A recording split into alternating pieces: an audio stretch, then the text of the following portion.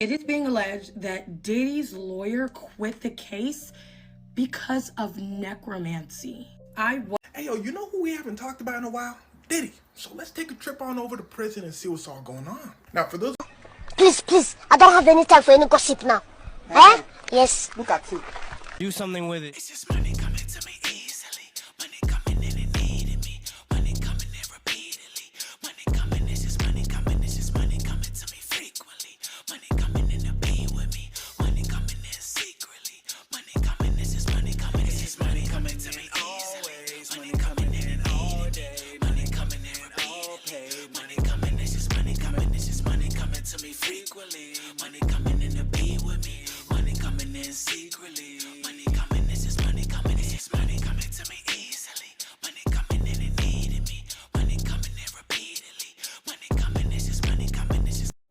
Hey y'all, welcome back to All Things Jenny. I'm Jenny. So Diddy's lawyer quit on him for alleged necromancy. Well, that's what we thought it was, but it's actually necrophilia. But if it was necromancy, I wouldn't be surprised because of all the things that I have been finding out about Diddy, and especially with him having this big ass tattoo of Ezuli Danto on his back.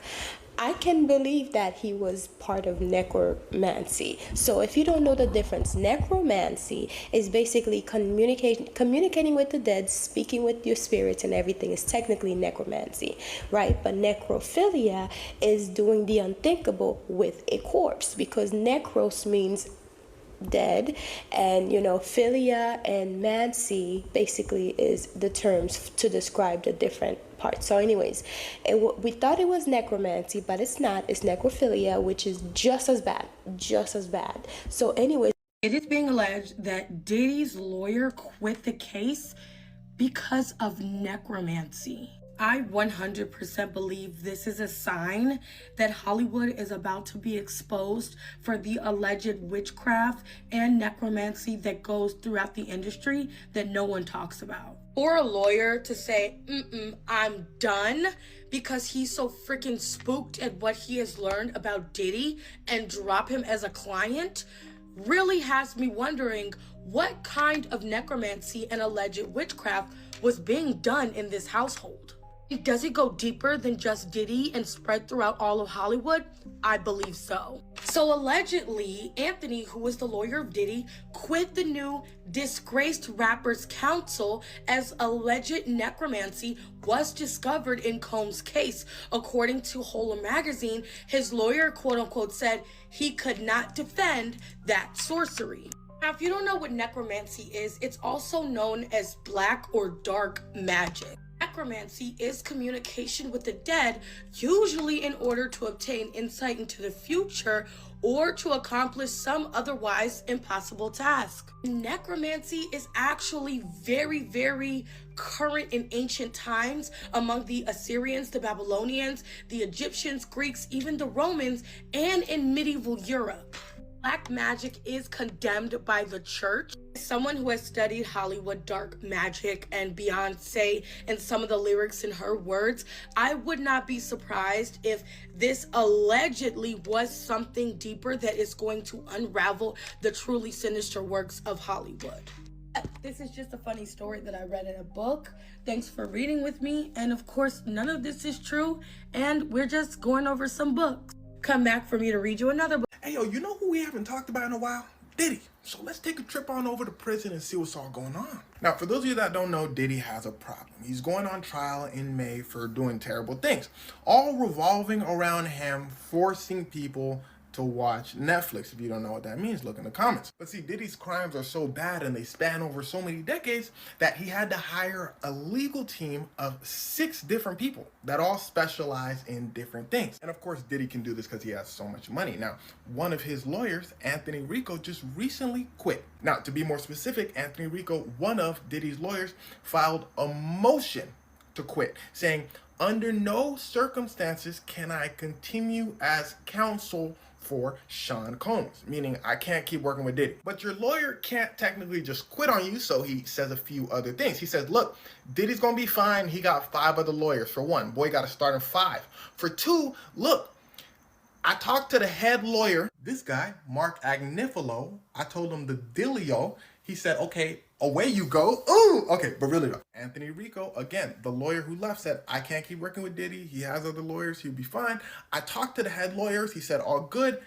And by the way, I can't tell y'all why I'm leaving because that would violate attorney-client privileges, meaning that he would have to say things about Diddy's case to explain why he's leaving. So he can't explain. He just says, let me go. Now, generally, an attorney will only leave a client for only like a select few reasons. One of them, if a client can't pay. That's a big one. But, well, we know Diddy can pay. For those of you that don't know, he got a lot of money. So that's probably not the reason. Another one being the lawyer might have found out that their client's crimes were much, much worse than they expected. Like so bad that they just can't morally stick with the case and they gotta go.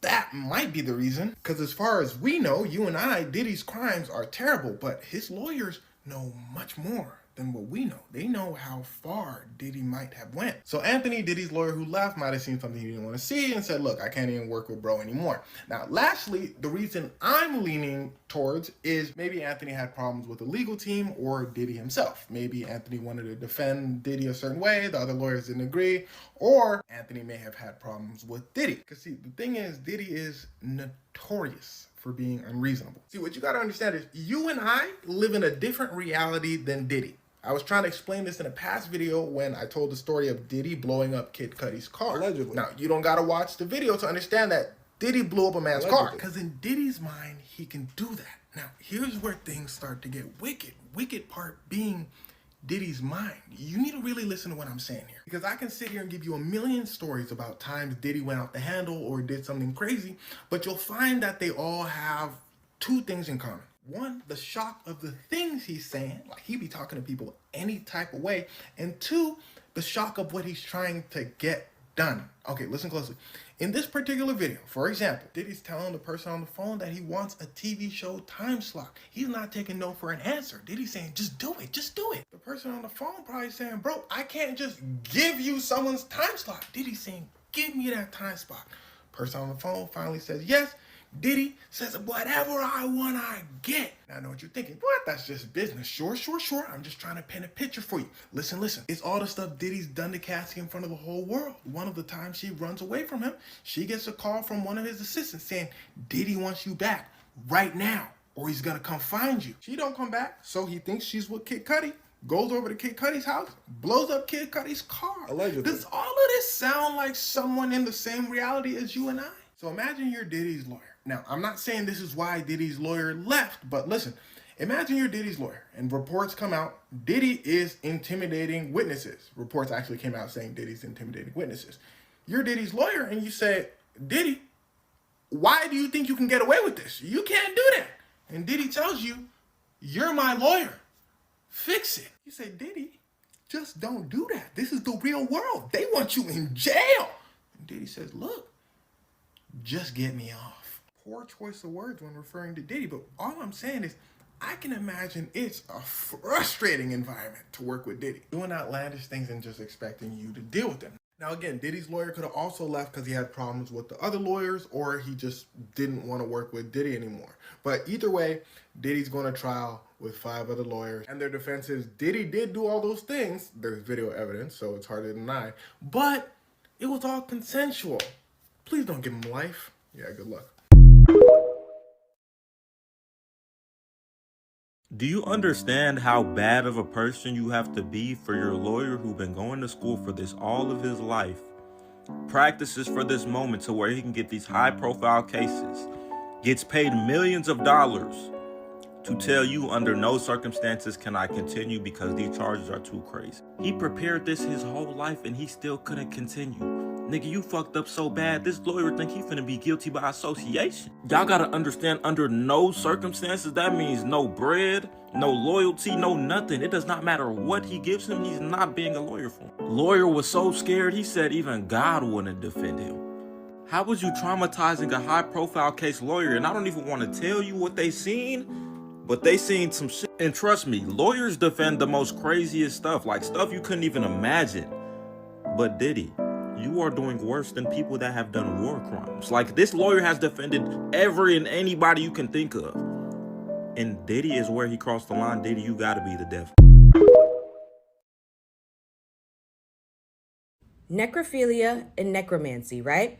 These are the two popular speculations as to why, or possible reasons as to why Diddy's attorney, Anthony Rico, has set a motion or put in a motion to be withdrawn from the case, right? He states in his paperwork that under no circumstances can he continue to represent Diddy.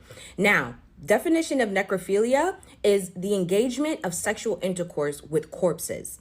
If that is what some of the new charges are against Diddy, just put him under the jail. Put him under the fucking jail. At this point, don't even take us to trial. Nobody wants to hear about this shit. That's so disgusting. I could only imagine being sick to my stomach reading about you in engaging in intercourse with corpses. Sexual intercourse with corpses. That's disgusting. That's beyond disgusting, right? But the one that has everybody giggling in the comments talking about, oh, is he a sorcerer? Is he a wizard? Is necromancy, right? Necromancy, by definition, is the practice of sorcery, magical sorcery. Necromancy is the practice of magical sorcery involving communication with the dead by summoning their spirits, right? As apparitions or visions. Did y'all forget that Diddy has the tattoo on his back?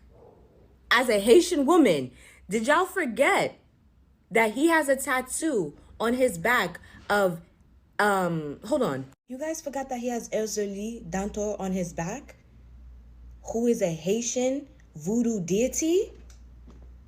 What does he say? I got the front and she got my back?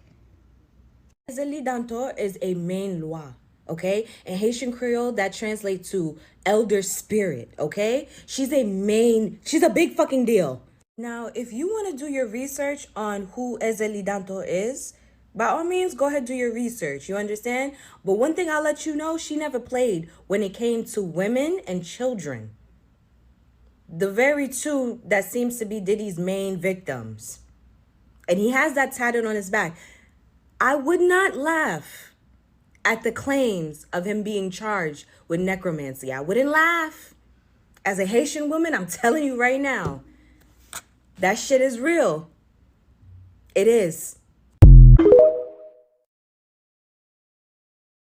Get into some Diddy and Tony Busby news, because if you guys have not heard, Tony Busby has withdrawn out of multiple cases when it comes out to the SDNY and Sean Diddy Combs. Let's get into it. And before we do, you guys see I'm in the middle of doing my hair. This is breaking news, so I'm going to show you who I really am. But for everybody who thinks just because a woman wears a wig, no, it's because she loves her hair. She's not bald-headed. It's because she wants to wear protective styles. Moving on. TMZ is reporting that Tony Busby withdraws as attorney from slew of Diddy lawsuits in New York. As Tony Busby is withdrawing himself from more than a dozen ex-trafficking lawsuits filed against Diddy, NYC federal court. Full story and bio. We don't have to go to the full story and bio because I have the actual paperwork. Let's get to it. The letter that I'm reading from is directly from Tony Busby's law firm. This was dated on March 17th, and this is addressed to the Honorable Ronnie Abrams, the judge. Dear Judge Abrams, in response to your order dated March 11, 2025, requesting further information on my admission status in the Southern District of New York, I made an error of judgment by failing to inform you that I was not admitted to the Southern District of New York. Oh, really? Just an error of judgment? No, it was a lie. I now seek to remedy this error by withdrawing my representation of the plaintiffs in this matter pending the resolution of my admissions to this court. As an attorney in good standing of the New York State Bar, the Texas Bar, and your sister district, the Bar from the Eastern District of the State of New York, I believe I am eminently qualified and should be precluded from representing the plaintiffs in this action. At this time, however, my admission status has become a distraction that has shifted the focus of the matter away from where it should be, which is securing justice for the plaintiff. Plaintiff will continue to be represented by remaining counsel of record from Curtis Law as I sort these issues out. Really, sir? Now, the letter that I just read from, that is regarding a 2022 incident. This is between Diddy and an alleged jeweler. But sir, what about the other cases that you're withdrawing from? I wouldn't be surprised if New York State said, you know what, sir, we're done. You're not practicing up here anymore. That's just my opinion, but like, follow, share, and I'll catch you in the next video. And again, do y'all see all this here? Hating. Can't stop, won't stop. unless you're Diddy's attorney. You know how fucked your case gotta be for your lawyer to just say, fuck it, adios. Yeah, Diddy's about to get 100 years. Minimum. Diddy's lawyer just quit on him over the weekend. And it wasn't no like mutual breakup type shit. This man really said, under no circumstances can I continue to effectively serve as counsel for Sean Combs. In layman's terms, this man basically said, fuck no, I'm good. All the money and billable hours a case like this brings in, the high profile status of this case alone, this man saw the evidence and was like, ha ha, y'all tripping. And before you start assuming, oh, this man must have found his morals or something, must I remind you, this is the same attorney who defended Osama. Yes, that Osama. This man defended one of the country's biggest ops. But when it came to whatever Diddy was doing with that baby oil, he said, you know what? Even I got my limits, bro. I'm good, bro. I'm good. And what do you mean he left because Diddy was getting hit with a necromancy or necrophilia charge? What do you mean? We're either talking dark magic or unalive bodies, which I'm going to be completely honest with you. I'm not sure what's worse. I told y'all what I seen and what happened to me at Diddy house, and y'all finally finna see what the fuck really been going on. His lawyer that he's done paid millions of fucking dollars to fight his case has withdrawn from fighting the case. You wanna know why he's withdrawing from fighting the case? Because he just got the court papers in. The discovery. Everything that's been going on in that house that they know of. This lawyer seen that shit and instantly said he can't do this no more. This man don't even want to be guilty by association. He don't even want to fight what it was that he's seeing in them papers. I'm going to show y'all what's in them papers. I'm going to post it on my next slide. Because everybody needs to know what's really been going on up in that house. Every single room had something different that was going on. That lawyer is really realizing who he was fighting for. And realized that it ain't worth it for a check. It is not worth going to hell for a check. The stuff that went on in that house, man, I'm telling y'all. If y'all see that a lawyer is withdrawn from the case, y'all know what's going on. And for those that don't, I'm about to post it on my next video. So make sure y'all follow me for part 2.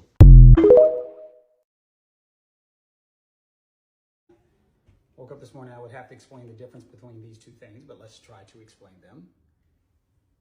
Necromancy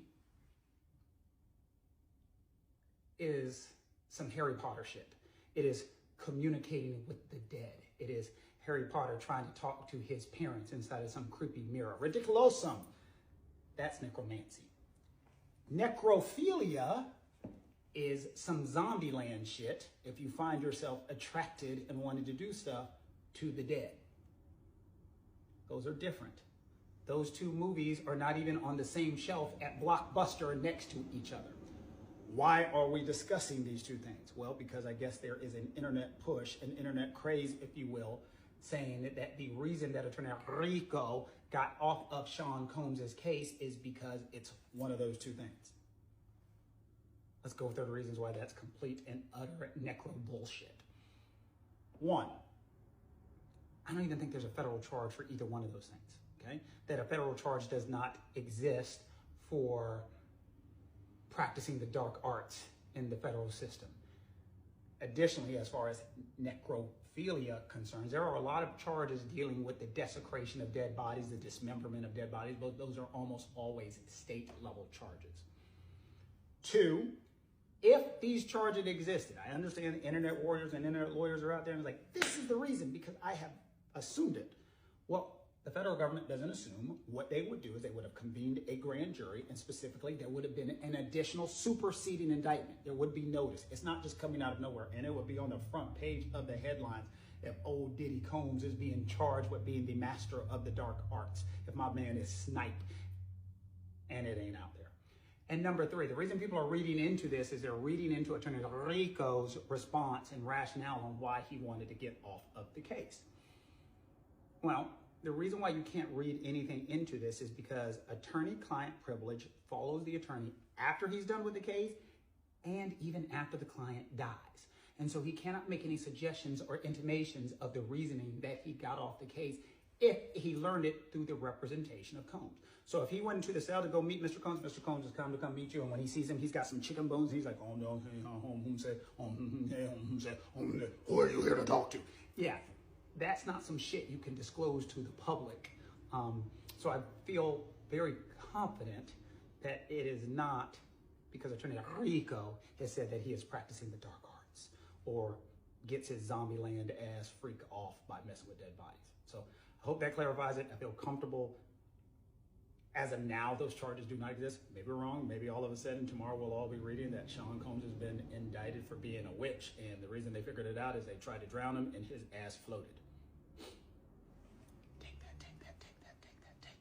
Guilty. Under no circumstances can I continue. Screams guilty. Quitting 3 months before trial is supposed to begin is crazy. And it's given, I know too much and I gotta get up out of here.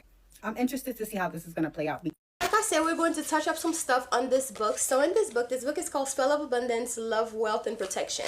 So in this book, on the first page, actually, I have a glamour affirmation that you will basically say, you stand in front of the mirror and you stare at yourself and you admire yourself and you will say to yourself how beautiful you are. You'll basically seal this your beauty, like your glam, after you've done your makeup, or even stand in front of the mirror naked with nothing on, so you can really reaffirm yourself of your beauty, of your confidence and all that. This book is mainly for like self-confidence and self-elevation, you know, calling the goddess in you, calling the divinity in you, you know, calling the beauty in you, and also work with the moon, because the moon represents the woman, the mother, womb, water, all of this. So yeah, I have all the steps in here of all the spells that you need to do. It even has one to get rid of unwanted guests. It's pretty funny. To get rid of unwanted guests. And this book right here, right? So I'm gonna run down real quick of all the materials that you're going to need. You will need a brand new broom. It has to be brand new. And you'll need a piece of parchment paper, a black pen, a black trash bag, because we're going to get rid of this sucker, right? And of course your intentions. And also I have spells on here that you can say. I have daily affirmations. And also I have spells on here that you can do every single day to work with the energy of the planets of the day, and also the archangels that work with the day. So anyways, there's so many spells. There's a 7-day manifestation spell with archangels. And let's see. A 30-day money spell with bay leaves and the Fihu sign, which is a money sign. It's like an F with that extra part. Anyways, the symbol's there, and I even show you like what you need to do, what the sigil look like, all that. And the keys to enhance your spell. So there are different things on here on how to enhance your spell and basically grow your finance, grow your love, self-love, self-admiration, chance to say to yourself to give you that extra energy to go about your day. And also tips to enhance your spell. Oh, I already said this. And morning coffee abundance prosperity spell. You guys remember I just shared a video about morning coffee and how important it is when it comes to hoodoo, and how you can basically use your first cup of coffee in the morning to manifest a better life or a better day, or to bring forth money to you. So don't let, you know, you're already doing these things anyway, so you might as well just incorporate something a little bit extra to basically boost your thing. And here's to influence your boss spell. So this one, I'm sure people who are actually working are going to love this. It's to influence your boss and attract favors towards you at work. Because look, in this economy, we're all working and we need some boost at work, and we also sometimes need to be tied to our job, so therefore you don't get fired. You know what I mean? So there's some stuff that you could do to basically tie yourself to your job, and or tie the job to you. And once you're done and you're all tired of that job, you can get rid of it. It's not something that's completely permanent, but use magic, guys. It's here for you to use. You have the herbs in your closet, you have the herbs in your pantry, you have the candles that you could just simply buy some candles super cheap. Use magic to elevate your life. Use magic to make yourself better. Let me tell you, Jesus was out here using magic, okay? Walking on water and stuff and turning water into wine. Sounds like magic to me. But anyways, guys, I'll talk to y'all later. Bye.